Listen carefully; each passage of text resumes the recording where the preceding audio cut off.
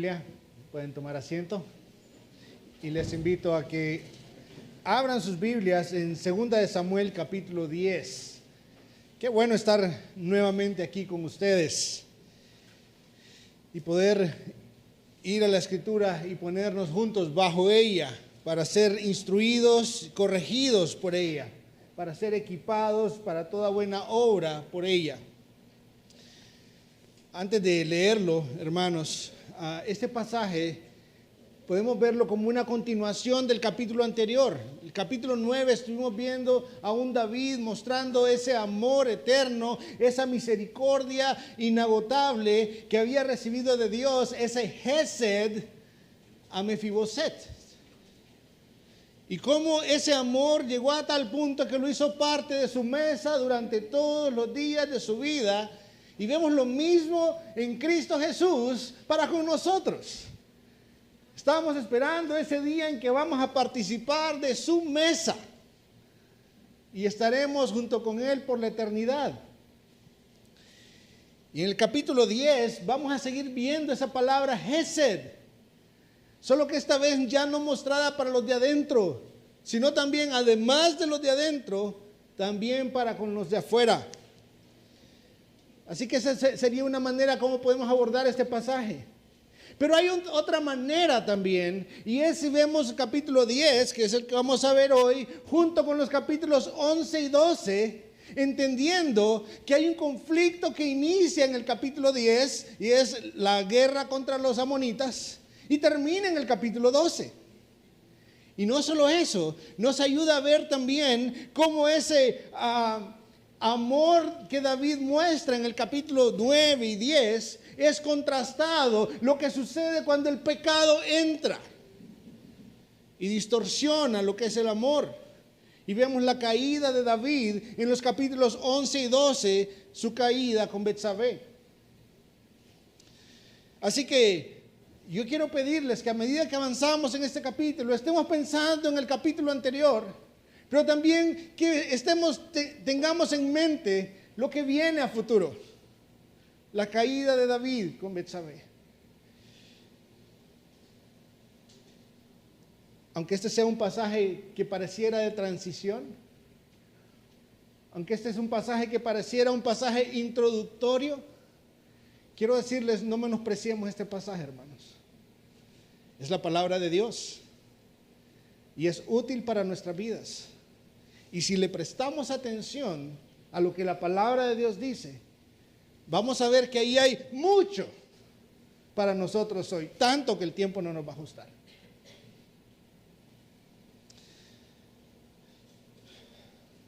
Vamos a orar. Padre Celestial, dirígenos esta mañana, Señor, a leer y escuchar tu palabra, para poder venir delante de ti con una actitud humilde, Señor, y ponernos bajo tu palabra, sabiendo que lo que tú dices es autoridad sobre nosotros, Señor. Señor, danos entendimiento y permítenos deleitarnos en tu palabra. Permítenos ser corregidos, instruidos. Permítenos crecer, Señor, madurar por tu obra y la obra de tu palabra en nosotros, Señor. Padre, que hoy al ver este pasaje podamos ver cómo David viene a ser una sombra de algo mucho más grande, Señor, que es Cristo como nuestro Rey, que es de tu amor, Señor, para con nosotros. Concédenos hoy estar atentos a tu voz. En Cristo Jesús. Amén. Hoy vamos a ver tres partes. Vamos a ver los versículos del 1 al 5, la bondad de David. Los versículos del 6 al 11, vamos a ver el liderazgo de Joab. Y los versículos 13 al 19, vamos a ver el avance del reino. Esos son los tres puntos que vamos a estar viendo. Así que comencemos con los versículos del 1 al 5, si me permiten leerlos. Sucedió después de esto que murió el rey de los amonitas y su hijo Hanún reinó en su lugar. Y David dijo: seré bondadoso con Hanún, hijo de Naas, tal como su padre fue bondadoso conmigo. Entonces David envió algunos de sus siervos para consolarlo por la muerte de su padre. Pero cuando los siervos de David llegaron a la tierra de los amonitas, los príncipes de los amonitas dijeron a Hanún, su señor: ¿cree usted que David está honrando a su padre porque le ha enviado consoladores? ¿No le ha enviado David sus siervos para reconocer la ciudad, para espiarla y conquistarla? Entonces Hanún tomó a los siervos de David, les rasuró la mitad de la barba, les cortó los vestidos por la mitad hasta las caderas y los despidió. Cuando le avisaron a David, envió mensajeros a encontrarse con ellos, porque los hombres estaban sumamente avergonzados. Y el rey les dijo: quédense en Jericó hasta que les crezca la barba y después vuelvan. Como les decía, este capítulo está conectado con el anterior por la palabra Hesed. Esa palabra Hesed es la palabra que vemos aquí ahora como bondad. En el versículo 2 dice: seré bondadoso con Hanún. Esa palabra bondadoso viene de esa misma palabra Hesed. Ese amor pactual, esa fidelidad pactual, esa misericordia inquebrantable que surge en Dios. Y esto podría sugerir de alguna manera que David y Naas, el padre de Hanún, el nuevo rey, hayan tenido un convenio, una relación pactual, por lo menos un tratado de paz y colaboración, muy probablemente en los días en los que Saúl perseguía a David. Recordemos que este mismo Naas era aquel que amenazó al pueblo y con el cual Saúl tuvo realmente su única buena batalla.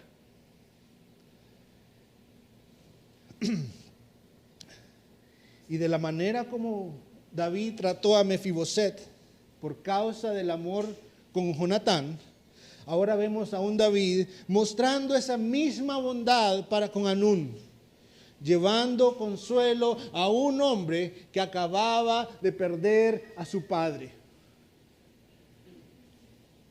Esto iba más allá de un asunto político. Sí, de repente podríamos decir, habían algunos elementos políticos ahí. De repente sí, podríamos decir, sin presionar mucho el texto, que a David le interesaba mantener buenas relaciones con los amonitas. No habría ningún problema en decirlo, basta con ver la comitiva que está enviando.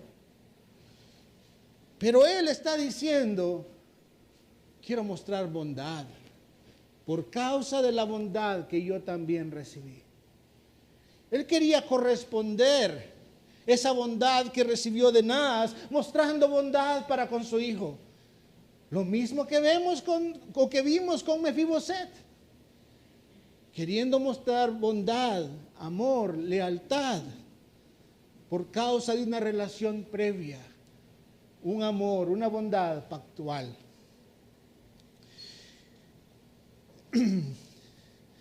Esto no se trataba solo de ir y dar el pésame, hermanos. Esto no se trataba solo de ir y decir: mire, dice David que lo siente mucho. No. Note que el propósito de esta comitiva era llevar consuelo. Esto pasaba de la simple cordialidad. Su propósito era llevar consuelo a un hombre que seguro estaba sufriendo por la pérdida de su padre. Y esto nos hace pensar, o debería motivarnos a pensar, en que Cristo mismo envió consuelo para nosotros. Sus discípulos estaban apesarados, diciéndole: no, que tal cosa no te suceda. Jesús les decía: van a tener aflicción, pero confíen, yo he vencido al mundo. El Hijo del Hombre ha de ser entregado en manos de hombres y va a ser asesinado. No van a dejar solos. Pero ¿qué dijo Jesús? Que les habría de enviar otro consolador.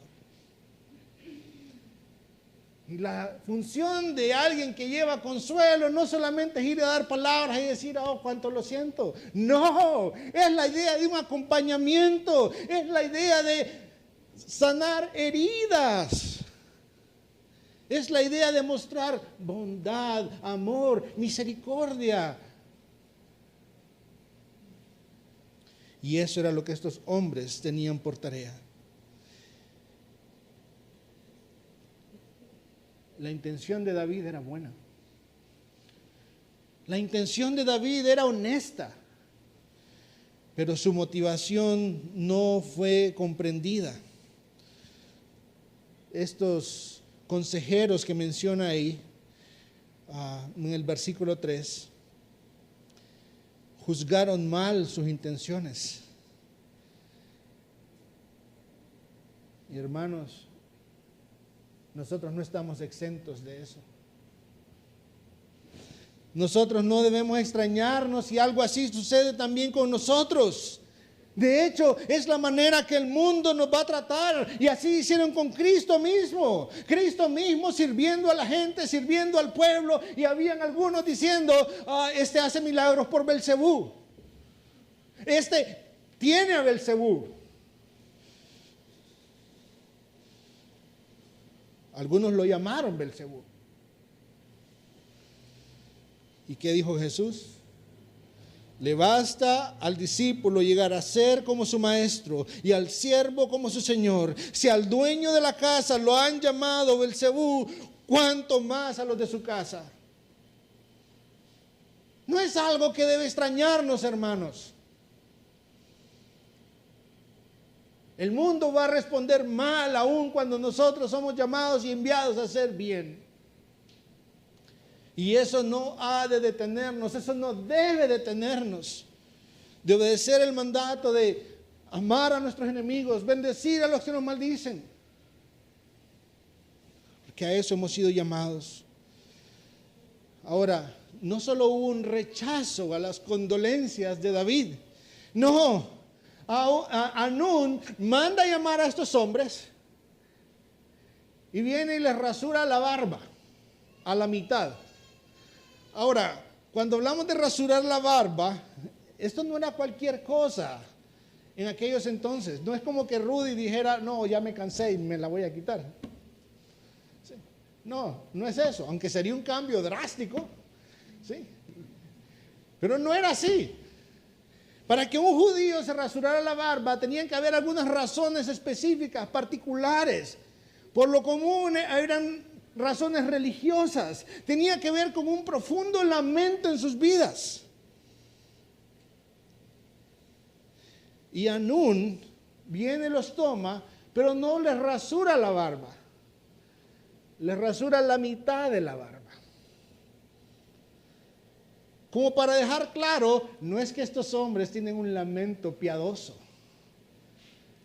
es que queremos avergonzarlos. Este era un insulto contra su masculinidad. Pero siendo mensajeros de David, también era una ofensa para aquel que los enviaba. Ahora, note que no solo les rasuró la barba, sino que también tomó sus vestidos y lo partió a la mitad. Eso es un poco más complicado. Yo no sé si fue la mitad así o si fue la mitad así.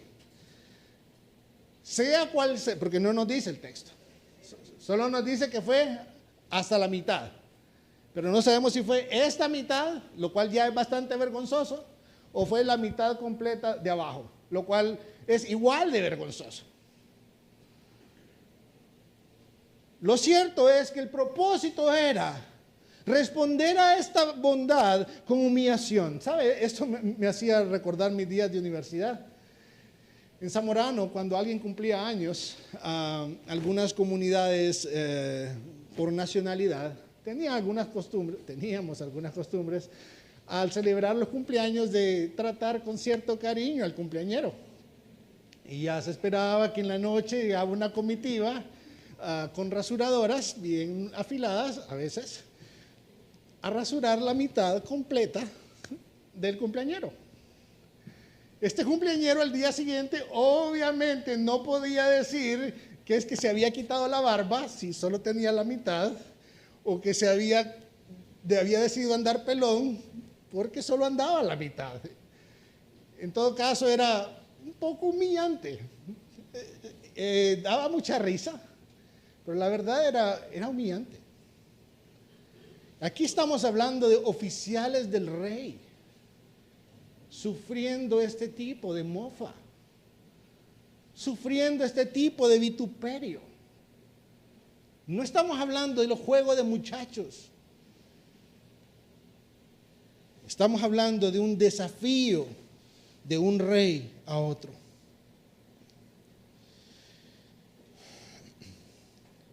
Y esto tiene que hacernos pensar en Cristo Jesús también. Cristo Jesús fue enviado por el Padre y fue enviado para nuestro consuelo, para nuestra paz, para mostrar amor, para llevarnos a Él, para mostrar su buena voluntad, para mostrar su gesed con nosotros y cómo fue recibido nuestro Señor. Con vituperio, con insultos, con persecución, con la muerte de un maldito, la muerte en la cruz.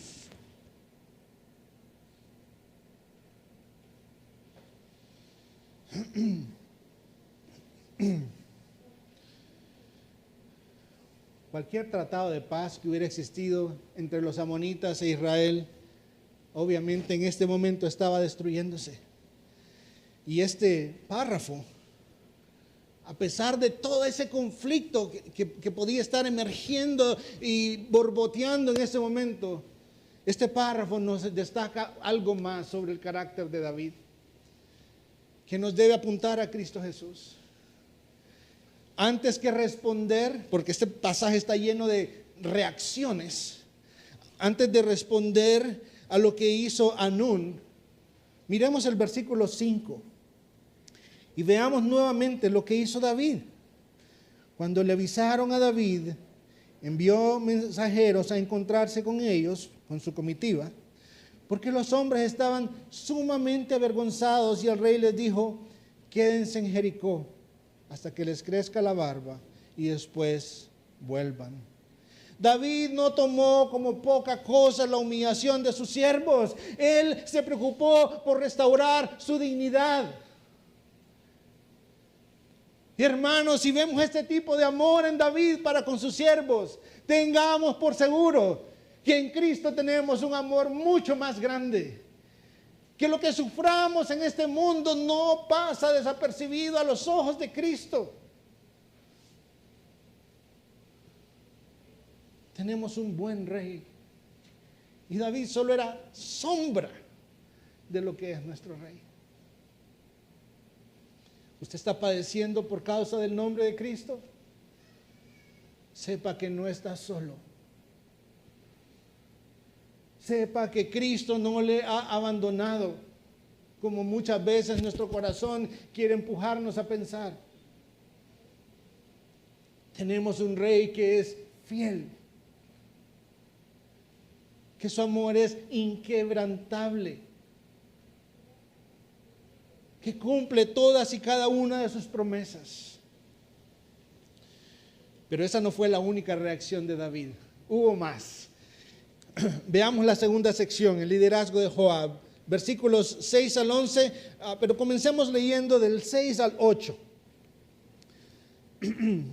Dice el texto: al ver los amonitas que se habían hecho odiosos a David, los amonitas mandaron a tomar a sueldo a los arameos de Bet-rehob y los arameos de Soba, 20,000 soldados de a pie, y el rey de Maaca, 1,000 hombres, y de Istob, 12,000 hombres.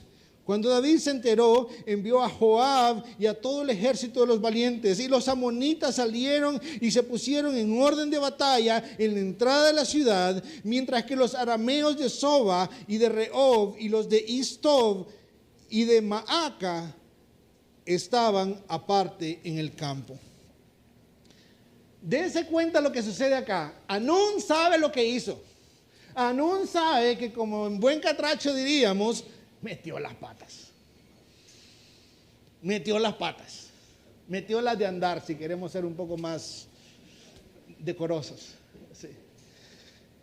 ¿Y cuál fue su solución para corregir la falta? Vamos a enviar una comitiva para decirle a David que No, esa no fue su manera de corregir la falta.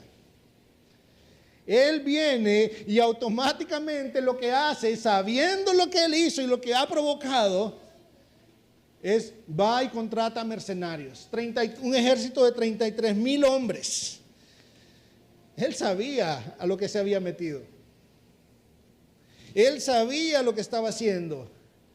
Y está haciendo lo que muchas veces nosotros hacemos, hermanos.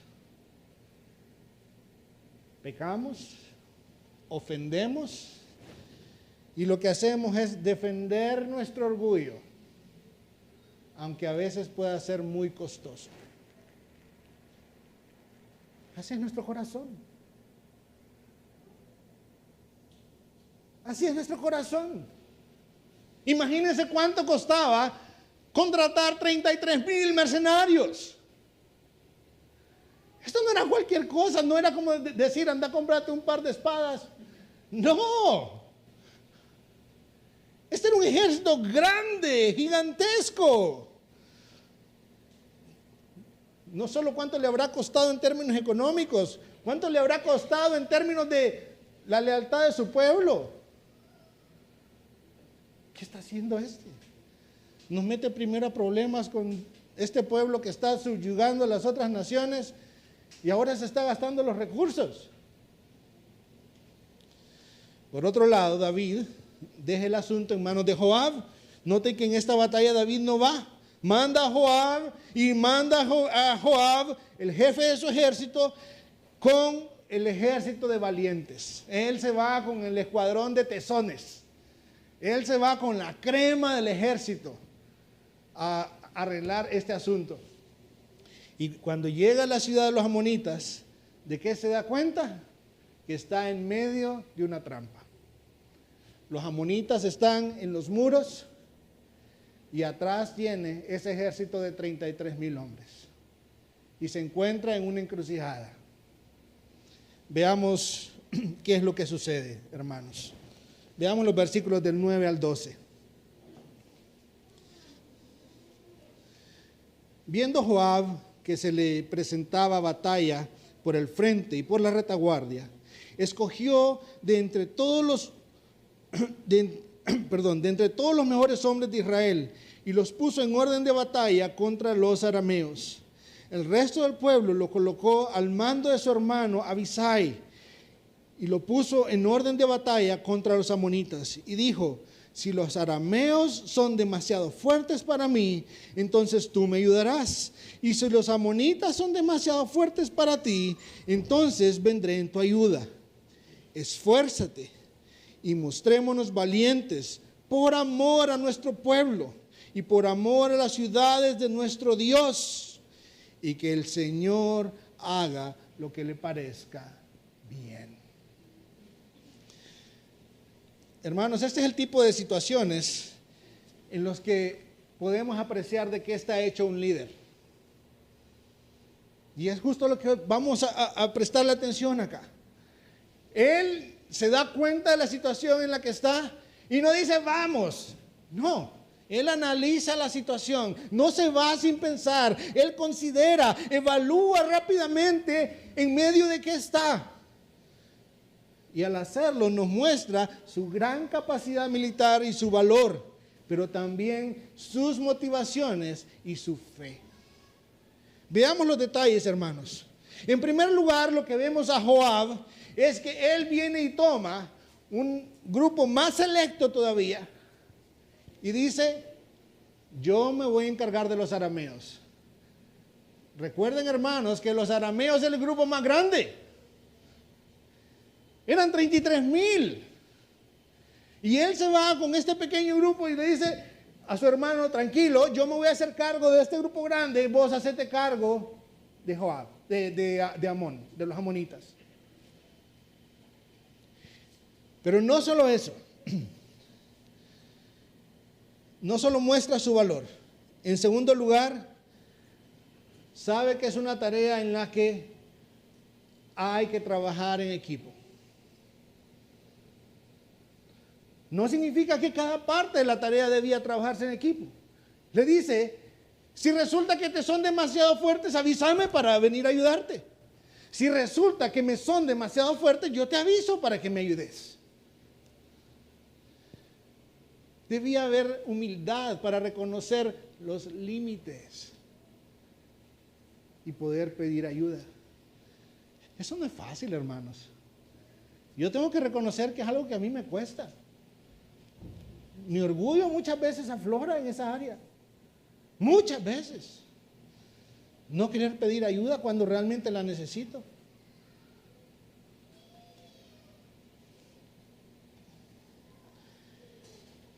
En tercer lugar, vemos a un Joab animando, no solo a Abisai, a su ejército también, con palabras de ánimo, pero que no solo eran palabras, no solo era alabado, no era ese tipo de palabras. No solo era luchen sin amedrentarse, no solo era eso. Él llena estas palabras de razones importantes, entendiendo que ahí habría verdadero ánimo para este ejército. Mire lo que le dice. Recuerden por qué estamos aquí. Estamos aquí por amor al pueblo de Dios. Eso es lo que está diciéndole. Estamos aquí por amor al pueblo de Dios. En otras palabras, como decía un pastor, recuerden que si perdemos a nuestros hijos les va a tocar aprender a hablar amonita. Él está diciendo, estamos aquí no por nuestro orgullo, estamos aquí no por el dinero, no somos mercenarios.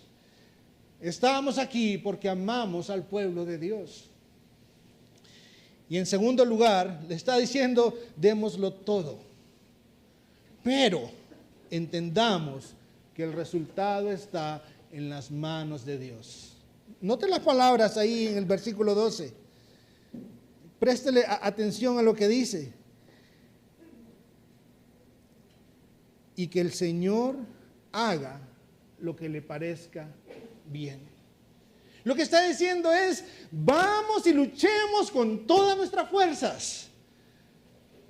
Pero entendamos que la victoria no depende de eso. Dejemos el resultado en las manos del Señor. Entendamos que vivimos bajo su providencia, bajo su propósito. Entendamos que si ganamos va a ser para su gloria y si perdemos va a ser para su gloria también. Hermanos, esto va muy opuesto a lo que vemos hoy en día. Esto es muy opuesto a lo que vemos hoy en día cuando se dice, declare, ¿cómo está en victoria? No, hermanos. A veces necesitamos ser humillados. Y Dios va a tener un buen propósito en eso también.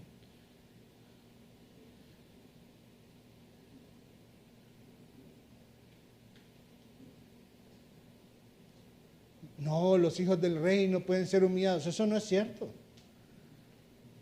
¿Cómo murió Cristo?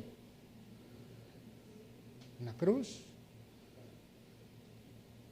¿Y qué privilegio tengo yo por encima de Cristo? No, hermanos, Dios no está obligado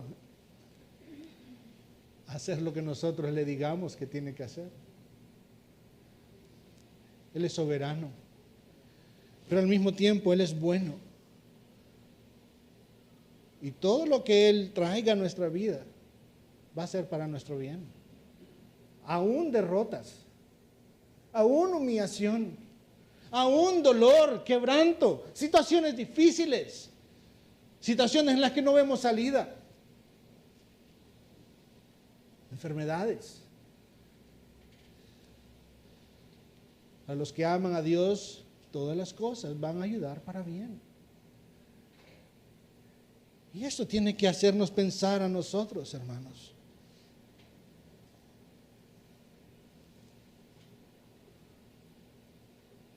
¿Cómo recibo la providencia de Dios para mi vida? ¿Cómo recibo la voluntad de Dios para mi vida?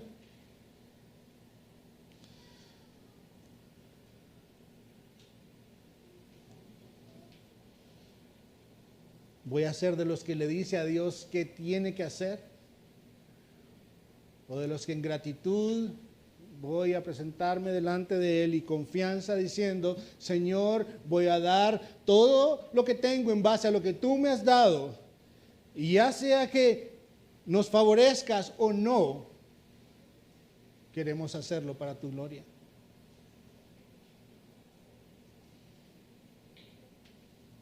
Eso está muy de la mano con lo que Rudy hablaba hace un rato. Cuando hablaba de que perseguimos lo que queremos. Pero ¿qué tal lo que Dios quiere para nuestra vida? Sabiendo que su voluntad para nosotros es buena, es agradable y es perfecta. Que sus planes para nosotros son planes de bien y no de mal. ¿Cómo hemos de reaccionar en situaciones difíciles? ¿Quejumbrosos? ¿O entendiendo que vivimos bajo el cuidado de un Dios bueno? Que aunque no podemos ver todo el panorama, pero Él sí. Y no solo lo ve, lo controla también.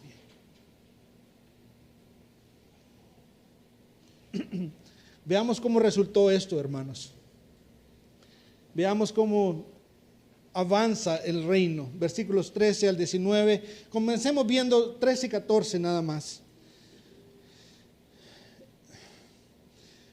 Entonces Joab se acercó con el pueblo que estaba con él para pelear contra los arameos. Y estos huyeron delante de él. Cuando los amonitas vieron que los arameos huían, ellos también huyeron delante de Abisai y entraron en la ciudad. Entonces Joab se volvió de pelear contra los amonitas y vino a Jerusalén. Los arameos, ese ejército salió huyendo. Ni siquiera nos da detalles el texto de que hubo que levantar la espada o algo así. Avanzaron y corrieron. Los ejércitos de Joab y Abisai avanzaron y huyeron. ¿Quién ganó esa batalla, mis hermanos? Fue Dios. Dios mostrando su fidelidad para con su pueblo. No solo los arameos huyeron, los amonitas también huyeron, tomaron la ciudad sin mayor complicación. No estoy diciendo que siempre las cosas van a ser así, pero ese es nuestro Dios. Ese es nuestro Dios.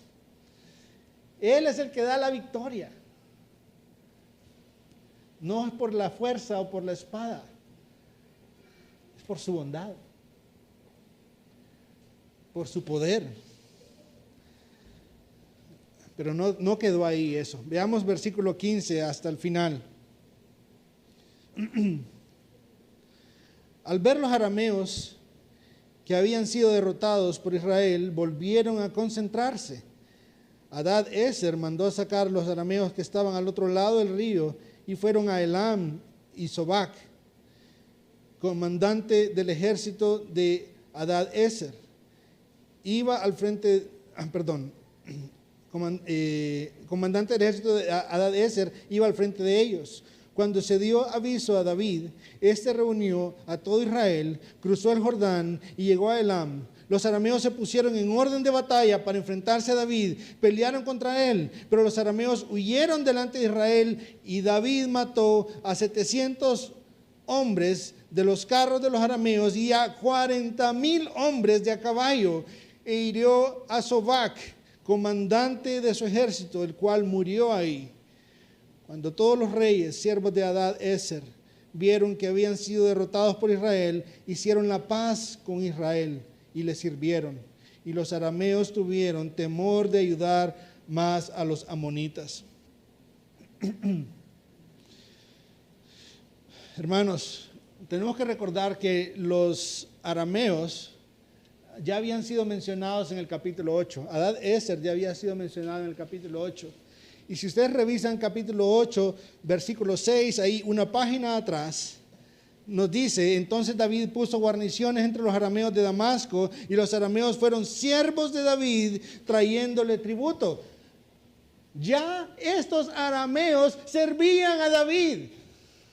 Es decir, que lo que está sucediendo aquí, lo que sucedió con los amonitas, estos mercenarios realmente eran insurrectos del reino. Eran hombres que ya eran parte del reino de David, naciones conquistadas que se habían rebelado, eran vasallos rebeldes del reino. Y luego de esta rebeldía, y luego de esta deserción, la única salida que ven es, ya somos traidores. Aquí lo único que queda es eliminar a David, eliminar a este pueblo. Y vienen y se reagrupan otra vez e intentan derrotar al ejército de David, solo que esta vez con un ejército mucho más grande. Y realmente es mucho más grande. Solo hombres de a caballo murieron 40,000. Aquí no cuentan los que iban a pie. Solo hombres de caballo eran 40,000. Y en esta ocasión David no manda a Joab, va y pelea hombro a hombro con Joab contra este ejército, con sus soldados. Y los arameos vuelven a huir. Y David los somete con vara de hierro. Con vara de hierro. Pero, note la nota al final. Versículo 19. Cuando todos los reyes, siervos de Hadadezer, vieron que habían sido derrotados por Israel, hicieron la paz con Israel y le sirvieron. Esto habla no solo de los arameos, hermanos. Esto habla de David. Esto habla de qué tipo de rey era David, que aún a estos rebeldes, cuando vienen y se humillan delante de él estuvo dispuesto a recibirlos en paz. Y vemos a David nuevamente como una sombra de nuestro rey. Una sombra del hijo de David, que a nosotros, rebeldes, pecadores,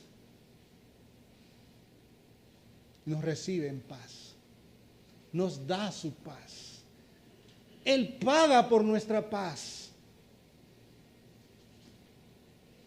Y tenemos a un mejor rey en Cristo Jesús, al rey perfecto. ¿Qué hay para nosotros en este pasaje, hermanos, aparte de lo que ya hemos visto?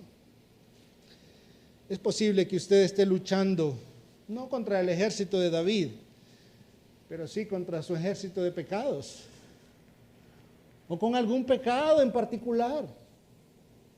Y se encuentra ahí peleando y siendo vencido, y pensando que no puede reparar lo que ha hecho. Y quiero decirle, efectivamente, delante de la justicia de Dios es precisamente así. Usted no puede reparar por su propia cuenta lo que ha hecho. No puede. Pero Dios ha provisto a aquel que sí puede. Dios envió a su Hijo y lo puso en esa cruz. Y le puso sobre él nuestro pecado y puso sobre nosotros su justicia.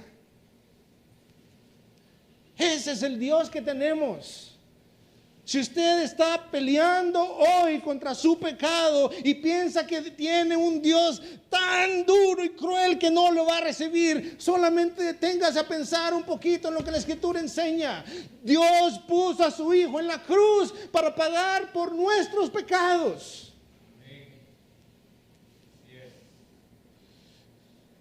No rechace a Cristo. Vea la vida perfecta de Cristo. Vea su sacrificio en la cruz. Él entregó su vida para otorgarnos perdón delante del Padre. Ponga su confianza en Él y reciba su consuelo. Él es bueno y compasivo. Sus planes son para bien de los suyos. Vuélvase a Él. Dios no desprecia el corazón contrito y humillado. Y quiero decirle, no hay manera de que nosotros podamos esconder nuestro pecado de Él. Toda nuestra vida estamos al desnudo delante de Él. ¿Usted está luchando con pensamientos? Él los conoce. ¿Usted ha dejado de luchar con pensamientos? Él ya lo sabe también. ¿Usted está luchando con robo? ¿Con orgullo? ¿Usted está luchando con favoritismo? Él conoce esas luchas. Aunque pareciera que nadie más se da cuenta, Él las sabe. Y aún así, Él puso a su Hijo en la cruz. No solo para liberarme de las consecuencias de mi pecado, sino para librarme de mi pecado mismo. Para que yo aprenda a encontrar satisfacción en Él, consuelo en Él, paz con Dios en Él.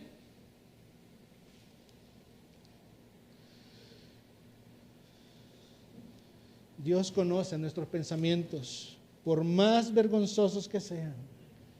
Y por eso hoy quiero decirle, venga a Cristo. 2, no confundamos este amor con debilidad o con falta de firmeza. Nuestro corazón es así. Vemos que alguien es amoroso y compasivo y pensamos, me lo voy a doblar por acá y por acá. No confundamos.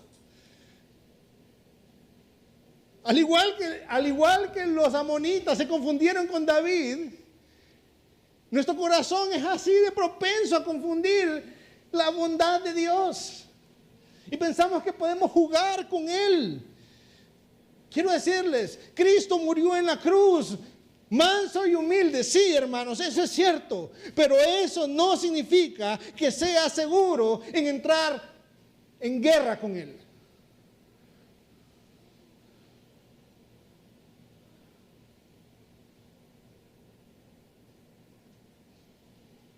Eso es asegurar que vamos a perder nada más.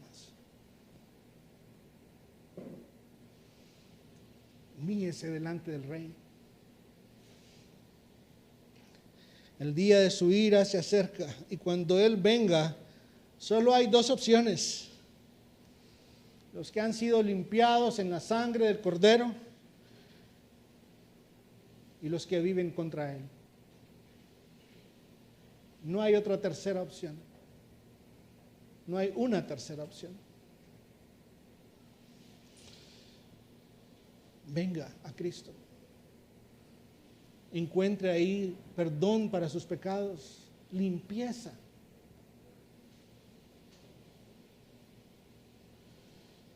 Por último, hermanos, nuestro Rey también nos envía a nosotros a anunciar buenas noticias de paz.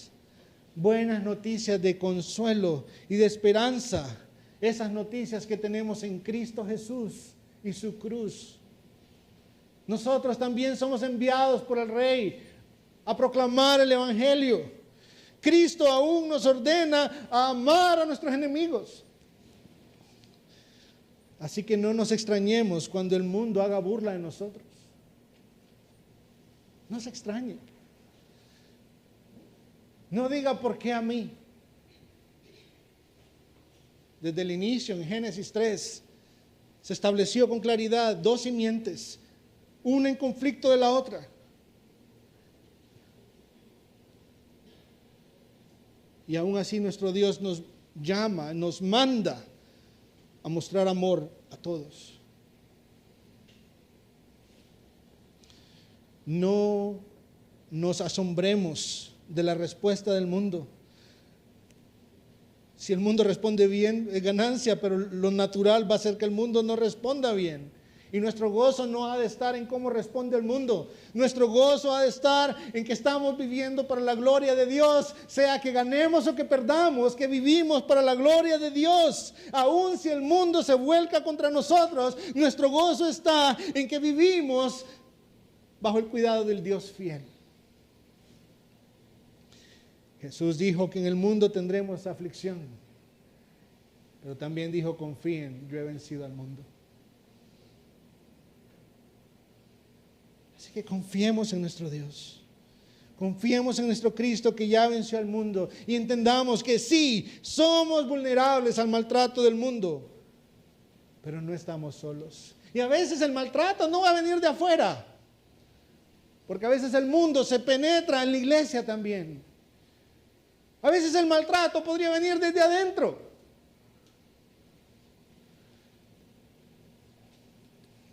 Lo vimos en el pasaje. Habían unos que ya eran parte del reino, ya eran súbditos del reino, y se rebelaron contra el reino. Pero eso no debe extrañarnos, hermanos. No estamos solos. Así que avancemos con nuestra tarea, porque nuestro Rey ha prometido estar con nosotros hasta el fin. Y ahí está nuestra esperanza. Y ahí está nuestro gozo, y ahí está nuestro consuelo, en saber que llegará también el día en que el Rey vuelva, y su reino será plenamente establecido por la eternidad, y con Él disfrutaremos por siempre. Vamos a orar, hermanos. Padre Celestial, te damos gracias, Señor, por tu bondad. Señor, porque usaste personas para traer tu mensaje a nosotros. Señor, porque en tu bondad no solo usaste personas para que nos anunciaran el Evangelio, sino que también tu Santo Espíritu, el Consolador, nos convenció de pecado, justicia y juicio. Nos convenció de nuestra gran necesidad de Cristo Jesús y nos trajo a sus pies. Gracias, Señor, porque nos has hecho parte de tu reino. Gracias, Señor, porque has puesto a nuestro Rey eterno no solo como alguien distante, sino como nuestro hermano mayor, que intercede por nosotros cada día, que conoce lo que es pasar aflicciones en este mundo, que nos ama, que no toma en poco nuestras situaciones difíciles. Gracias, Señor, porque no estamos solos. Así como Abisai y Joab no peleaban ellos dos solos en esa batalla, sino que estaban juntos con sus ejércitos. A nosotros nos has puesto en medio de tus huestes, de tu iglesia, Señor.